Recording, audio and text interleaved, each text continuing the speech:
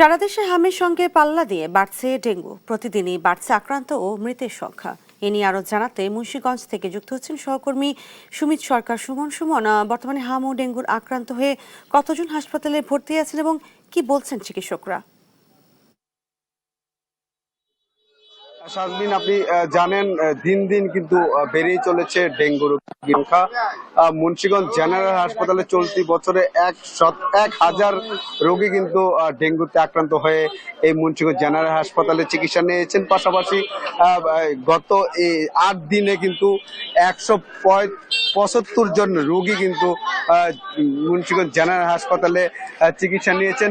পাশাপাশি এখন বর্তমানে প্রায় 65 জন ডেঙ্গু রোগী কিন্তু আসলে আক্রান্ত হয়ে মুন্সিগঞ্জ এই জেনারেল হাসপাতালে কিন্তু আসলে চিকিৎসা নিচ্ছেন। এবং এখানে কিন্তু উদ্বেগজনক ভাবে যেমন বাড়ছে ডেঙ্গুর সংক্রমণ, এখানে কিন্তু বেড সংকুলনের কারণে কিন্তু তাদের কিন্তু বারান্দায় কিন্তু আসলে চিকিৎসা নিতে হচ্ছে। এবং এখানে সাধারণ যে রোগী রয়েছে সেই সাধারণ রোগীর পাশেই কিন্তু ডেঙ্গু যে রোগী রয়েছে সেই ডেঙ্গু রোগীর চিকিৎসা দিচ্ছেন। সেই কারণে কিন্তু সাধারণ যে রোগী রয়েছে সেই রোগীরা কিন্তু আসলে বিপাকে পড়ছে। তারা কিন্তু আসলে ভয়ে সংকীর্ণ হচ্ছে। তারা বলছেন যে আসলে মশারি ছাড়াই কিন্তু যে সাধারণ রোগীর পাশেই ডেঙ্গু রোগীর চিকিৎসা দিচ্ছে, তারা কিন্তু আসলে খুবই চিন্তিত। এবং এখানকার চিকিৎসক কিন্তু বলছেন যে আসলে যেই পরিমাণ হাসপাতালে ডেঙ্গুতে আক্রান্ত হয়ে রোগী আসছে, তাদের কিন্তু জনবল সংকটের কারণে কিন্তু চিকিৎসা দিতে কিন্তু ব্যর্থ পেতে হচ্ছে, এরকমটাই কিন্তু আসলে চিকিৎসকরা এবং এখানকার কর্তৃপক্ষ বলছেন।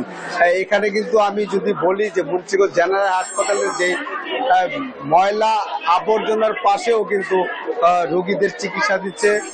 এবং এখানে যে ড্রেনের অবস্থা খুবই খারাপ। এখানে কিন্তু যে ডেঙ্গুর লাভা এই নিচ থেকে কিন্তু আসলে উৎপত্তি হচ্ছে বলে এখানকার স্থানীয়রা কিন্তু আসলে বলছেন। এবং এছাড়াও সরকারি হাসপাতাল ছাড়াও কিন্তু বেসরকারি ক্লিনিকগুলিতে কিন্তু প্রতিদিন 1 থেকে 1.5 শতাধিক ডেঙ্গুতে আক্রান্ত হয়ে কিন্তু যে চিকিৎসক আছে সেই চিকিৎসকের কাছে কিন্তু তারা যাচ্ছেন। এবং যদি মুমূর্ষ কোনো রোগী থাকে তাহলে কিন্তু আসলে হাসপাতালে ভর্তি হচ্ছেন, নয়তো বা চিকিৎসকের পরামর্শ নিয়ে কিন্তু তারা কিন্তু বাড়িতেই কিন্তু ট্রিটমেন্ট নিচ্ছে। এরকমটা কিন্তু আসলে ক্লিনিকগুলি ঘুরে কিন্তু আমরা দেখেছি।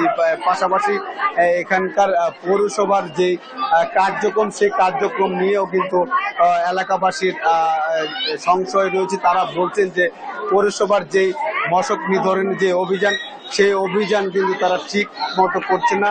সেই কারণে কিন্তু যে ডেঙ্গু সংক্রমণ সেটি কিন্তু আসলে দিন দিন বেড়েই চলছে। এবং আমি একটি বিষয় জানিয়ে রাখি, গতকাল দেশ টিভিতে আসলে সংবাদ প্রচারের পরেই কিন্তু মুন্সিগঞ্জ জেনারেল হাসপাতালের যে আঙিনা রয়েছে সেই আঙিনায় কিন্তু পৌরসভা কিন্তু যে অভিযান সেই অভিযান করছেন।